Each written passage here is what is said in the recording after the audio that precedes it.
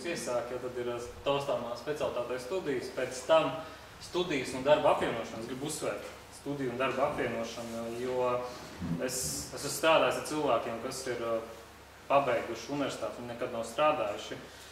Nu, grūti ir. Patiesībā, un tad tas ir laika zaudēšana jums arī, ja jūs, teiksim, pabeigsiet, tikai tad sāksiet strādāt, kamēr jūs iestrādāsieties, un tas jūs vienkārši iebremzēsiet savu karjeru, jo, kā Ģirds teica, Latvijas universitātē, 5 punkti. 100 punktu skalā, 4, jā, tad patiesībā, to, ko tā universitāte dod, nevienmēr tas ir, principā daudz vairāk jūs iegūsiet praksē, bet, un kur vēl ir pluss, ka jūs reizē mācāties un strādājat, jūs zinat, jūs sākat saprast, ko no tās universitātes paņemt. Jo es domāju, ka jūs tagad arī mācāties un jūs īsti nesaprotat, kam to vajag, kā jūs no prakses pielietosiet.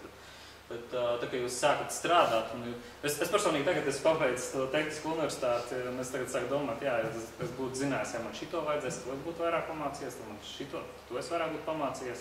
Bet tāpēc, labi, iesākumā nebija iespējas strādāt paralēli, bet uz beigām sanāca. Labi, tad, kad studijas un darba apvienošana, tad, kad jūs beidzat studēt, tad darbs un pašizglītošanās. Un pašizglītošanās IT nozarē un telekomunikācijās jums reiķinieties, ja jūs iesiet par to nozari, laikam jau visur ir tā, ka jāmācās būs līdz dzīves beigām. Jūs es domāju, darba karjeras beigām, jo tagad viss tik ļoti ātri mainās. Un tagad es gribu ieskicēt tādus 3 ceļus šajos posmos, kā tad varētu attīstīties. Ir pirmais ceļš, ko es piedāvāju, ir speciālists. Un tā ir doma tāda, ka no sākuma vajadzētu pamācīties kaut kādus, pirmos 3 kursus varbūt tiešām pamācīties un pēc tam sākt iet kopā strādāt.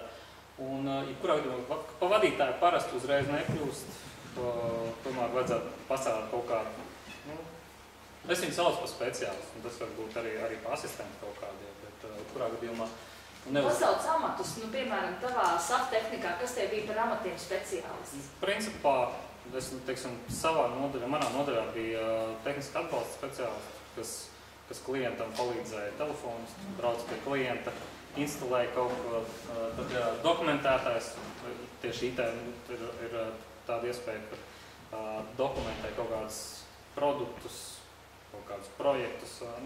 Par to es vēl nedaudz pastāstīšu. Bet, ko nozīmē speciālists? Daudz tā arī paliek. Izvēlās to ceļu un iet pa speciālistu. Un kāpēc pa speciālistu? Ne visi grib vadīt tos cilvēkus, un ne visi grib uzņemties, teiksim, bara vai tavas komandas kļūdas. Teiksim. Principā, ja tu esi vadītājs, tu esi atbildīgs par visu to rezultātu. Un daudziem tas nepatīk. Kāda plusa? Pluss kā reiz tas ir iespējams nedaudz mierīgāk dzīve kā vadītāji. Mīnus mazāks atalgojums. Nevienmēr, protams, ir arī tādi unikāli speciālisti, kas ir ļoti mazi un kur ir atalgojums ir lielāks kā vadītāji. Un tad doma tāda, kad cits visu mūžu iet par to speciālistu, un viņš nemaz necenšās iet uz to vadītāju, bet nākošais tas solis ir vadītājs. Es viņu tādu nobīdi zīmēju, tāpēc, ka uzreiz vadīt, ja tu nesaproti to lietu, var, protams, daudz tā ir darījuši, daudz ir unikāli cilvēki, kas ir ļoti spējīgi, un varbūt jums ir iekšā tā vadītāja tas potenciāls, jā.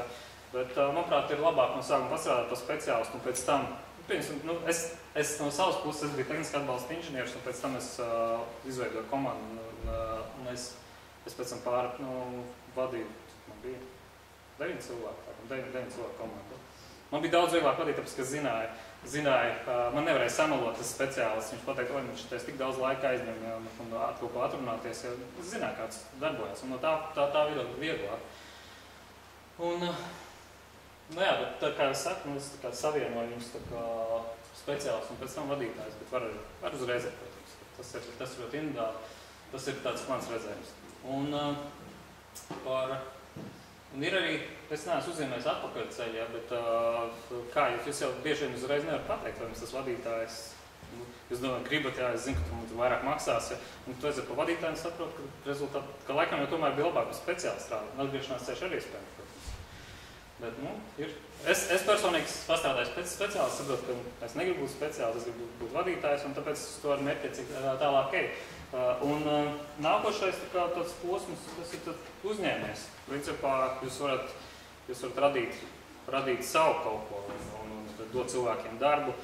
Un nesen mums bija uz skolu atnācis viens Grindeks bijušais biznesa attīstības vadītājs, ja pareizi atceros.